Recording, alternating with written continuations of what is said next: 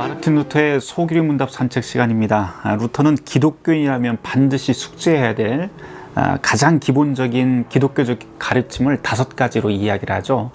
십계명, 사도신조, 주님 가르치신 기도, 그리고 세례와 성만찬, 이렇게 5가지를 기독교인은 반드시 알아야 된다라고 이야기를 하면서 1529년도에 소규리 문답을 만들게 됩니다. 우리가 앞서 십계명, 사도신조, 주기도까지는 이미 공부를 했고요. 이제 남은 것이 세례와 성만찬인데, 이 세례와 성만찬을 좀 다른 말로 바꾸어서 이야기를 하기도 하죠. 우리가 성례전 또는 성사, 거룩한 일이라고 하는 뜻으로 그렇게 부르기도 합니다. 하나님께서 우리에게 은총을 주시는 방법이 있는데요.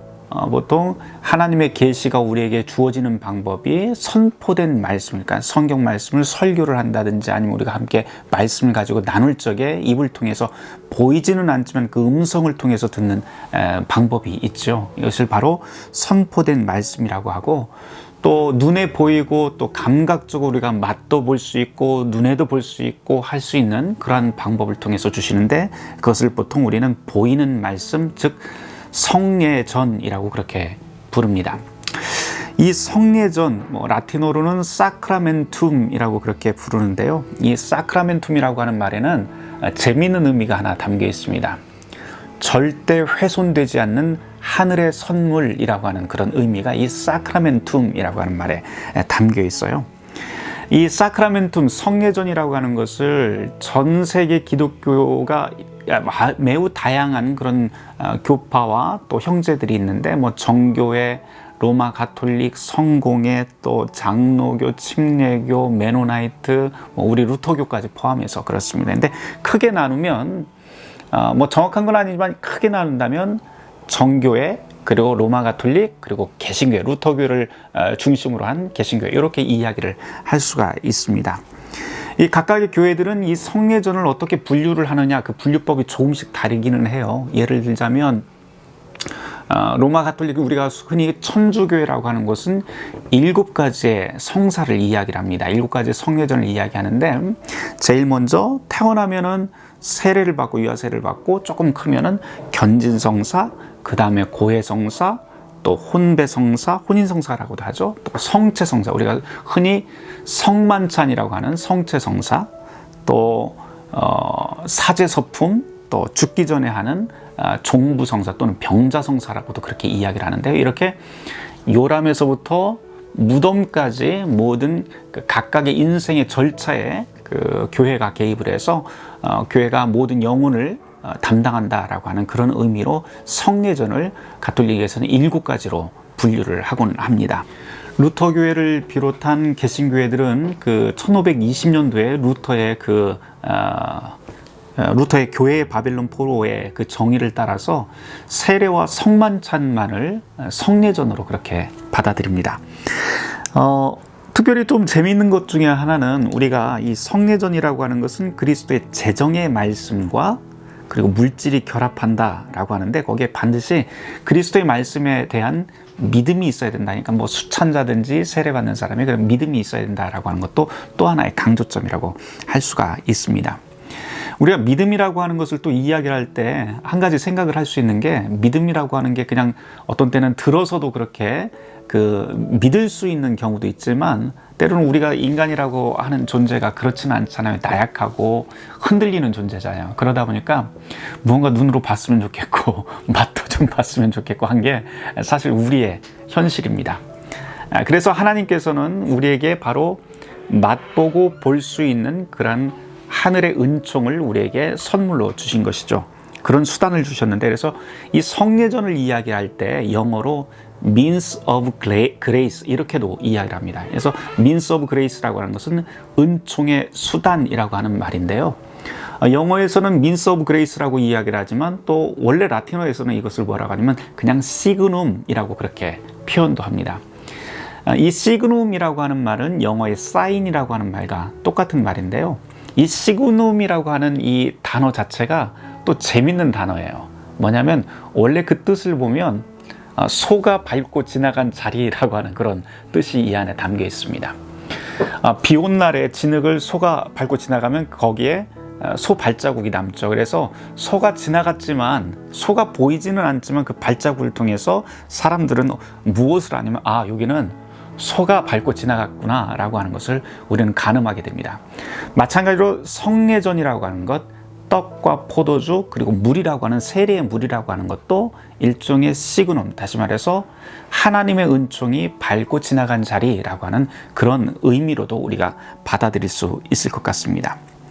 이런 성례전의 유효성은 언제나 사실은 물 자체 또는 떡 자체, 포도주 자체에 있는 건 아니지요. 루터는 항상 강조하는 것이 성례전의 유효성은 언제나 그리스도의 약속의 말씀, 명령의 말씀, 다시 말해서 그리스도가 우리에게 주신 그 말씀에 있다라고 하는 것을 언제나 강조를 합니다. 그리고 이 그리스도의 말씀을 믿는 신자들에게 그 약속이 체험되고 현실화될 수 있는 것, 이것이 바로 성례전이다라고 그렇게 설명을 합니다. 이제 우리가 소교리 문답에 있는 내용을 좀 보려고 합니다. 소교리 문답 해설에 보면 274페이지부터 우리가 볼 텐데요. 루터는 소교리 문답에서 우선 우리가 세례와 성만찬을 나누어서 볼 텐데 오늘은 세례라고 하는 한 가지 주제만 가지고 이야기를 해보도록 하죠. 루터는 세례를 소교리 문답에서 설명을 하면서 네 가지를 나누어서 설명을 합니다. 세례의 본질, 세례의 목적, 세례의 힘, 그리고 세례의 열매라고 하는 본질, 목적, 힘, 열매라고 하는 네 부분으로 끊어서 설명을 합니다. 제가 한번 여러분에게 한번 쭉 읽어보도록 하죠. 우리 이 소교리 문답 해설집에는 좀 끊어서 나와 있지만 전체를 한번 제가 읽어보도록 하겠습니다. 제4부 거룩한 세례의 성사. 첫째, 세례의 본질. 세례는 무엇입니까? 세례는 단순한 물이 아니라 하나님의 명령을 담고 있고 그 말씀과 묶여있는 물입니다. 어디서 그런 하나님의 말씀이 나옵니까? 답. 마태복음 마지막 장에 따르면 우리 주 그리스도께서 이렇게 말씀하셨습니다. 너희는 가서 모든 민족을 제자로 삼아 아버지와 아들과 성령의 이름으로 세례를 베풀라. 마태복음 28장 19절 말씀이죠. 그러니까 세례의 본질이라고 하는 것은 물과 말씀이 결합되어 있는데 바로 마태복음 28장 19절에 나와 있는 예수님의 지상 명령이 바로 이 세례의 본질이다 라고 그렇게 가르칩니다. 두 번째, 세례의 목적인데요. 루터가 이렇게 묻습니다.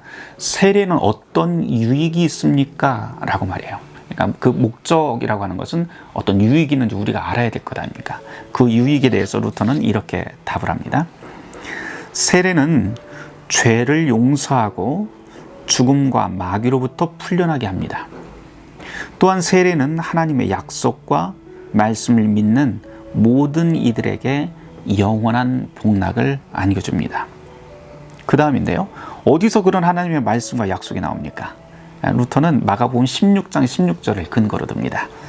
마가복음 마지막 장에 따르면 우리 주 그리스도께서 이렇게 말씀하셨습니다. 믿고 세례를 받은 사람은 구원을 얻을 것이요 믿지 않는 사람은 정죄를 받으리라. 그 다음에 세 번째, 세례의 힘. 어떻게 물이 그토록 큰 일을 합니까? 답은 루터가 이렇게 설명을 해요. 물은 절대 그런 일을 못합니다. 그러나 하나님의 말씀이 물과 함께 그리고 그 곁에 있기 때문에 가능합니다. 그리고 신자는 바로 그 일을 하는 하나님의 말씀이 물 가운데 있다는 것을 믿는 것입니다. 하나님의 말씀이 없다면 물은 물일 뿐 세례가 될 수 없습니다. 그러나 하나님의 말씀이 세례의 물 가운데 있다면 그것이야말로 은혜 가득한 생명의 물이며 성령 안에서 거듭나게 하는 물이 됩니다. 바울은 디도서 3장에서 이렇게 말합니다. 우리를 구원하시되 우리가 행한 바 의로운 행위로 말미암지 아니하고 오직 그의 긍휼하심을 따라 중생의 씻음과 성령의 새롭게 하심으로 하셨나니 우리 구주 예수 그리스도로 말미암아 우리에게 그 성령을 풍성히 부어주사 우리로 그의 은혜를 힘입어 의롭다 하심을 얻어 영생의 소망을 따라 상속자가 되게 하려 하심이라. 이 말이 미쁘도다. 원하건대 너는 이 여러 것에 대하여 굳세게 말하라. 이는 하나님을 믿는 자들로 하여금 조심하여 선한 일을 힘쓰게 하려 함이라. 이것은 아름다우며 사람들에게 유익하니라. 디도서 3장 5절에서부터 8절 말씀입니다. 이 세례의 힘을 루터가 설명을 하면서 한 가지 특이한 게 있어요. 뭐냐면 루터가 16세기 사람인데 13세기에 그 가톨릭의 가장 유명한 대학자인 토마스 아퀴나스가 이 성례전을 이야기하면서 성례전이 유효성을 갖는데 중요한 세 가지 요건을 이야기를 합니다. 루터가 이야기했던 두 가지는 같이 들어가요. 그러니까 하나님의 말씀, 그 다음에 말씀과 물질이 결합해야 된다라고까지는 똑같은데 한 가지를 더 이야기를 합니다. 토마스 아퀴나스. 거기에는 반드시 사제가 있어야 된다.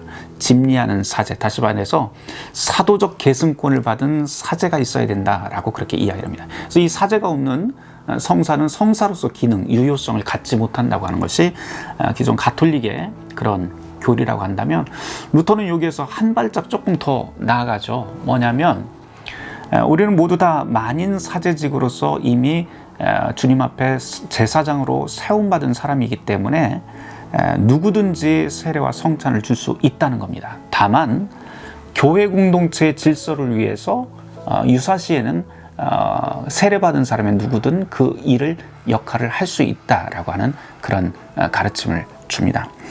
그래서 여기에서도 보면 지금 세례의 힘을 이야기할 때 매우 특이한 것은 집리하는 사제에 대한 이야기, 목사에 대한 이야기는 단 한마디도 나오지 않는다는 것이 매우 특이하게 볼 수 있을 것 같습니다. 네 번째 한번 볼까요? 세례의 열매에 대해서 이야기를 하는데요. 그와 같은 물세례는 이제 어떤 의미가 있습니까? 물세례란 매일의 통회와 참회입니다. 물세례를 받는다는 것은 매일의 통회와 합하는 거죠. 나의 죄에 대해서 합하는 것이고, 참회하는 것, 자신의 삶을 되돌리는 것입니다. 이것이 우리 안에 있는, 다시 말해서 세례가 우리 안에 있는 옛 아담을 질식시키고 모든 죄와 악한 욕망을 죽입니다. 그리고 매일의 세례는 우리를 매일 다시 태어나게 만듭니다. 그리하여 우리를 하나님 앞에서 의롭고 순결한 새 인간으로 부활하여 영원히 살게 합니다. 그런다면 루터는 어디서 그런 하나님의 말씀이 나옵니까? 라고 하면서 사도 바울의 로마서 6장을 근거로 들고 있는데요. 로마서 6장 4절 말씀에 그러므로 우리가 그의 죽으심과 합하여 세례를 받음으로 그와 함께 장사되었나니 이는 아버지의 영광으로 말미암아 그리스도를 죽은 자 가운데서 살리신 것 같이 우리로 또한 새 생명 가운데 행하게 하려 함이라 라고 하는 말씀을 근거로 듭니다. 그리스도가 죽을 적에 우리가 같이 세례를 받았다는 건 그리스도와 함께 죽고 그리스도가 부활하면서 우리도 함께 부활한다 라고 하는 그런 믿음이 가장 중요하다라고 하는 것이죠. 특별히 이 네 번째 그 세례 열매를 루터가 설명을 할 때 다른 그 교회에서는 들을 수 없는 매우 특이한 개념 하나가 여기에서 나옵니다. 매일 세례라고 하는 말이 나오죠. 장로교회 같은 경우에는 성화라고 하는 말을 써요. 매일매일 우리가 거룩한 선행을 하고 거룩하게 된다라고 그렇게 이야기를 하는 것을 성화라고 한다면, 루터교에서는 그런 성화, 장로교의 성화하고는 조금 다르지만 거의 유사한 그런 개념이 바로 이 매일 세례라고 하는 개념으로 볼 수 있습니다. 다만 매우 좀 다르다라고 하는 것은, 루터에게서 세례는 그리스도인의 삶이라고 하는 것은 언제나 세례로 돌아가는 삶이 됩니다. 그래서 루터가 지금 매일 세례를 받는 삶, 우리의 물 세례는 우리의 죄를 죽이고 악을 죽이고, 그리고 매일매일 그리스도가 나와 함께 죽고 살아나는 그런 경험을 갖는 것, 이것이 바로 그리스도인에게 받은, 그리스도인이 교인이 되는 바로 세례의 열매라고 그렇게 이야기를 합니다. 그래서 여기서도 보면 물세례란 매일의 통해, 매일 아파하는 거죠. 무엇을 아파하냐면 하나님의 말씀을 놓고 보니까 나의 모습이 너무 처참한 거예요. 그것을 거짓말하는 자신의 모습, 그리고 기뻐하라고 하는데 기뻐하지 못하는 우리의 모습, 구원을 바라보라고 하는데 구원을 바라보지 못하고 돈과 명예, 욕망에 이끌리는 자신의 모습, 이런 것을 보면서 아파하고 매일 내가 돌아서야 된다라고 하는 것을 매일 깨닫게 되는 것이죠. 그런데 그 깨닫는 기준점이 어디냐면 루터는 지금 세례라고 하는 것으로 돌아와야 된다라고 그렇게 가르치고 있습니다. 세례는 곧 그리스도의 명령, 다시 말해서 우리가 하나님의 구원의 약속을 받는 그 첫 번째 출발점이기 때문에 그것으로 돌아와야 된다. 이것이 바로 우리를 하나님 앞에서 순결한 새 인간으로 부활시키고 또한 영원한 영생으로 이끌게 된다라고 설명을 합니다. 루터의 소규리 문답에서 세례는 이런 식으로 설명이 되는데요. 우리 소규리 문답 해설집에 나와 있는 그 내용 잠깐만 좀 보려고 그래요. 274페이지 묻고 답하기 제1번에 보면 성사란 무엇입니까? 앞서 다 설명했던 내용이죠. 성사란 무엇입니까? 성사라는 것은 보이지 않는 무한한 하나님의 은총이 보이는 유한한 물질 속에 들어오는 것을 말합니다. 그 중에서도 그리스도께서 우리에게 하라라고 명령하신 일이 성사가 됩니다. 물질하고 결합을 했고 또 주님의 명령이 있어야 된다. 성례전이라고도 부르는데 이것을 믿음으로 수용하는 사람은 누구든지 하나님의 은혜를 받을 수 있도록 예수님 직접 세우신 은총의 통로, means of grace 또는 시그눔이라고 할 수가 있습니다. 그래서 우리는 이 성례전을 두 번째에서도 이야기를 하지만 세례와 성만찬 두 가지를 이야기를 합니다.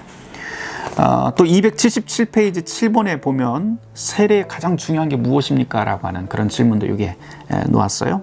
하나님의 말씀이죠. 그 말씀이 바로 성례전을 만들죠. 또 세례받는 사람은 누구나 다 받을 수 있으면 남녀노소 가리지 않습니다. 그러나 특이한 경우가 한 가지 있죠. 유아세례. 유아세례 받는 아이들은 사실 자기가 신앙 고백을 하지 않잖아요. 그럼에도 불구하고 우리는 유아세례를 루터교에서는 받아들입니다. 왜냐하면 성경에 이 명령이 있기 때문이죠. 그리스도께서 모든 사람에게 세례를 베풀라라고 하는 그 모든의 아이들도 제외가 되지 않습니다. 그리스도께 오는 사람들은 누구도 차별받지 않는다라고 하는 그런 뜻이고요. 여기에는 어린아이들도 복된 하나님의 나라가 약속되어 있다고 하는 그 약속을 존중하는 그런 의미도 이 안에 담겨 있습니다. 10번에 보면 278페이지 10번에 보면 유아에게 세례가 필요한가? 죄를 짓지 않는 유아에게도 세례가 필요한가? 라고 하는 질문도 있죠. 거기에 제가 잠깐 읽어볼게요. 성경이 우리에게 가르치는 죄는 단순히 자범죄를 뜻하지 않습니다. 죄는 하나님과 우리의 관계가 깨진 것을 뜻합니다. 세례가 죄를 씻는다라고 하는 것은 하나님과 우리의 관계를 창조 때처럼 하나로 묶는다라고 하는 것을 의미합니다. 그러므로 유아에게도 세례는 여전히 유효합니다 라고 그렇게 이야기를 할 수 있습니다. 그 다음에 또 한 가지 또 중요한 게 있어요. 뭐냐면 유아에게 세례를 줄 적에는 몰래 주지 않습니다. 언제든지 교회 공동체가 함께 있는 자리에서 유아 세례를 주게 되죠. 그 11번에 그 이야기가 있는데요. 279페이지 11번에 교회는 유아에게 세례 준 것으로 책임을 다한 것입니까? 라고 하는 질문을 만들어 놓았어요. 그러면서 답을 이렇게 놨죠. 아닙니다. 교회 공동체는 세례받은 아이를 그리스도의 진리 안에서 함께 양육할 책임이 있습니다.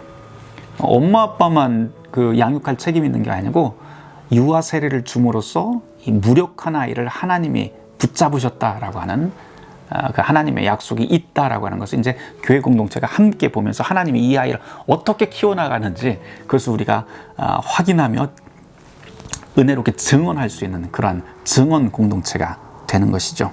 그래서 부모의 교육으로부터 시작해서 유아 세례 때 함께 증인되었던 대부모, 그리고 세례식을 함께 보았던 모든 교회 성도들이 이 아이의 세례에 대해서 모두가 책임을 지게 됩니다.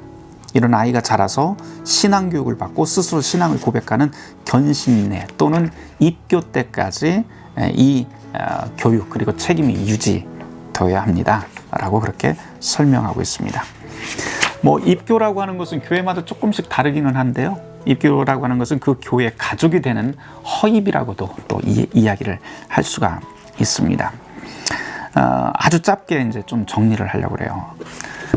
모든 성례전의 핵심은 거룩한 예식이 아닙니다. 멋지고 거룩한 예식, 눈에 잘 보이게 성대하게 치르는 것, 그런 것이 아니고 루터는 항상 강조하듯이 하나님의 말씀이 없다면 이 세례의 물이라고 하는 것도 사실 욕조물이나 수돗물, 맹물과 다름이 없다라고까지 그렇게 설명을 합니다.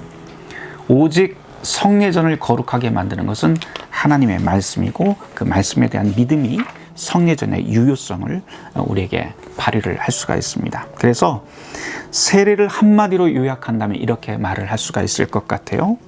290페이지 26번에 보면 이렇게 되어 있어요. 세례는 하나님의 말씀과 약속이 물과 하나 되어 있는 것입니다. 그러므로 내가 세례를 믿는다라고 하는 것은 곧 하나님이 바로 거기에 계신다라고 하는 믿음입니다. 세례에 대한 이 믿음이 있는 한 우리는 영원한 생명을 누릴 것입니다 라고 그렇게 설명하고 있습니다. 오늘 어떻게 들으셨는지 모르겠습니다. 세례에 대해서 길게 이야기를 할 수가 있지만 이 짧은 시간에 좀 요약을 해서 여러분에게 말씀을 드렸는데요. 오늘 이 이야기를 듣고 이 자리에서 그냥 끝내지 마시고 우리가 좀 기도를 몇 가지 했으면 좋겠습니다. 우선 우리가 배운 것이 세례니까 한 가지 우리가 생각을 해야 될 것은 우리는 과연 돌아봤으면 좋겠어요. 우리를. 나는 세례받은 그리스도인으로 그리스도의 약속, 하나님의 천국의 약속을 정말 믿고 살아가고 있는가라고 하는 것을 되돌아보면서 기도를 한번 해봤으면 좋겠습니다. 그래서 첫 번째 기도 제목은 나의 세례를 돌아보는 것, 나는 하나님의 말씀을 믿고 살아가는 그리스도인인가 라고 하는 것을 함께 돌아봤으면 좋겠고요. 그러면서 우리는 매일 세례의 삶을 살고 있는지, 오늘은 내가 그렇게 살았는지 한번 돌아봤으면 좋겠습니다. 두 번째 기도 제목이 있는데요, 우리 이미 말씀드렸다시피 우리는 매번 의심하고 흔들리면서 살잖아요. 두려워하면서. 그런데 그럼에도 불구하고 주님께서 여전히 우리와 함께 세례받은 저와 여러분과 함께 계시다고 하는 그런 감사의 기도를 했으면 좋겠어요. 첫 번째는 세례를 돌아보는 것, 우리의 삶을 돌아보는 기도.